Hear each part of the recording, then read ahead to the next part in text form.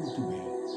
Continuando, o Dr. Abatá nos diz que desde o nascimento possuímos uma psique ainda não desenvolvida nem caracterizada, mas que contém latentes todas as futuras faculdades instintivas, emotivas e mentais. Por que contém latente? Porque de estar latente, que já traz, é do inconsciente coletivo. Mesmo quando a criança é muito pequena, essa psique é sensibilíssima a qualquer estímulo e recebe contínuas impressões e influências do ambiente que a cerca. Tais impressões ocorrem, como é natural, sem que a criança disso esteja consciente.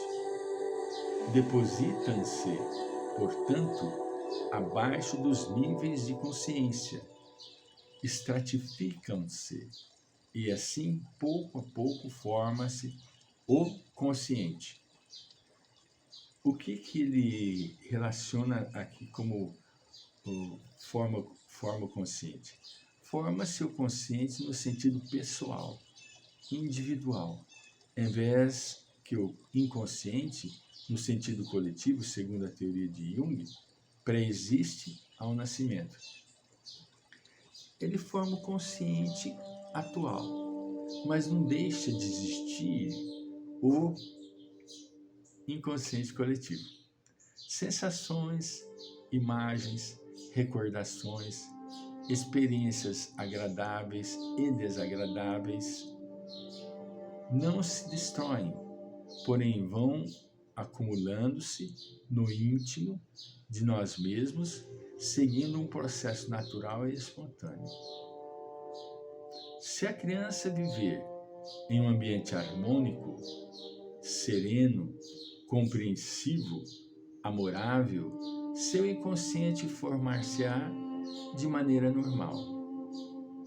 As lembranças estratificar-se-ão por um mecanismo automático, sem causar distúrbios. Mas, se pelo contrário ela crescer e se desenvolver em um ambiente desarmônico, agitado, que a faça sofrer e a fira continuamente, se houver ao seu redor pessoas que não a compreendam, se assistir a cenas penosas, desagradáveis ou aterrorizantes, se não for amada ou for mal amada, seu inconsciente receberá contínuas impressões dolorosas e desagradáveis. As lembranças sepultadas não serão mais imagens agradáveis e neutras, porém, recordações traumatizantes de fatos penosos que a assustam e a fazem sofrer, então continuamente se afastará da consciência, as removerá na ilusão de eliminá-las. Elas permanecerão, contudo, no inconsciente, formando os complexos e as inibições ocultas, mas não mortas, ignorados, mas não desprovidos de consequências negativas e, por vezes, nocivas à personalidade, ao caráter, ao temperamento, ao relacionamento com os outros, enfim, à totalidade da vida daqueles que são suas vítimas. Olha que interessante, olha que interessante. Eu estava aqui e me veio à memória, né? Se houver ao seu redor pessoas que não a compreendam, se assistir a cenas penosas, desagradáveis ou aterrorizantes, hoje em dia, vou fazer aqui um parênteses muito importante. Hoje em dia, o jovem, o adolescente, a criança, o jovem e o adolescente estão à mercê de informações muito complicadas, como, por exemplo, no celular. Existem jogos que os jovens se utilizam, vou dizer as crianças, né, fazem uso de determinados jogos que são jogos aterrorizantes, que jogos que incitam o adolescente a praticar determinados atos. E isso é muito complicado. Muito complicado. Momento. Porque, na verdade, o que acontece? Vai gravando no inconsciente essas imagens.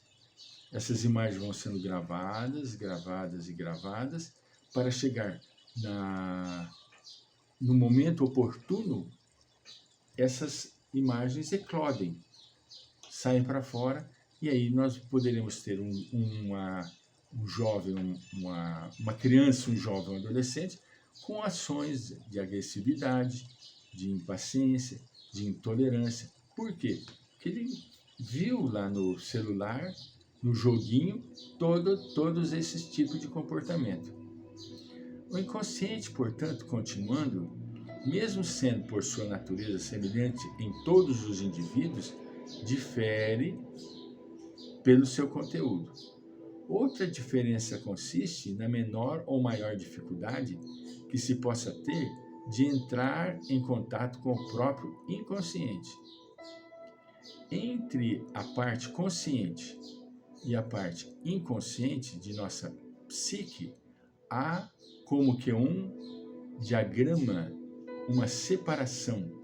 No entanto, em alguns, tal diafragma é delgado e não apresenta uma particular resistência, deixando facilmente aflorar o conteúdo inconsciente, podendo ser penetrado por aquele que queira analisar seu subconsciente.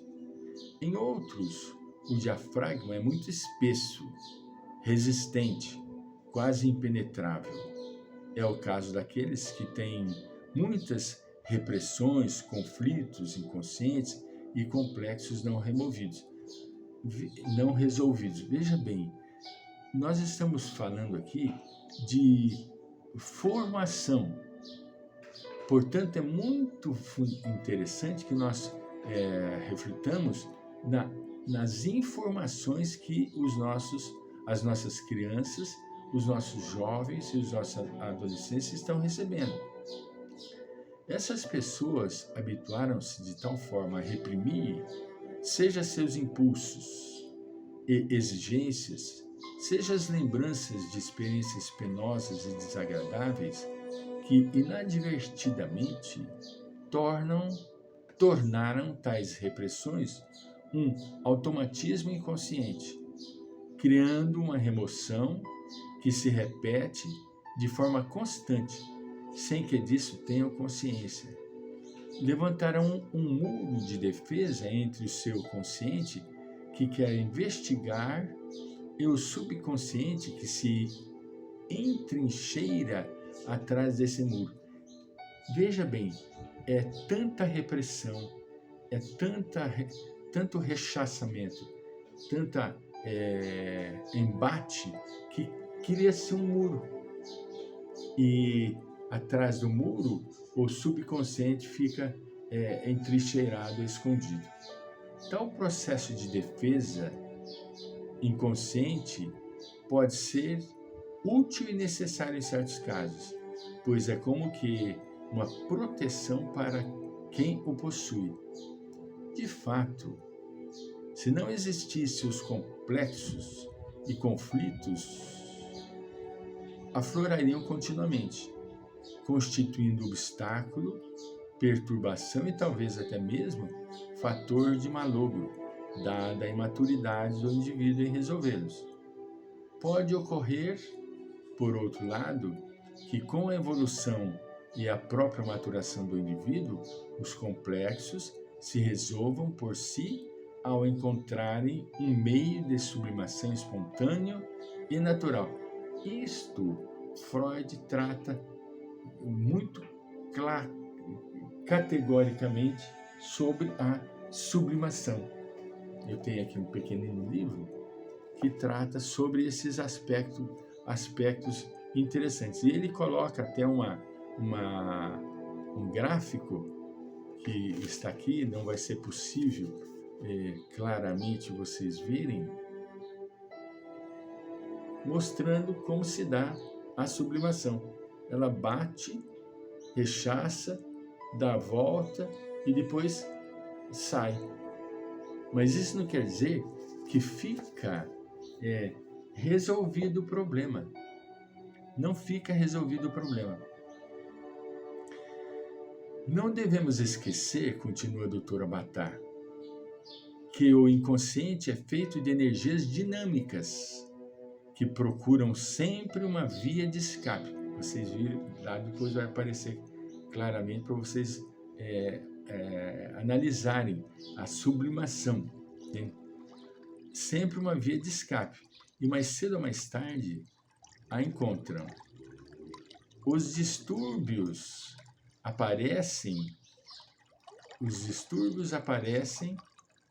se essas vias não são adequadas, se há obstáculos à sublimação ou se esta não é feita corretamente.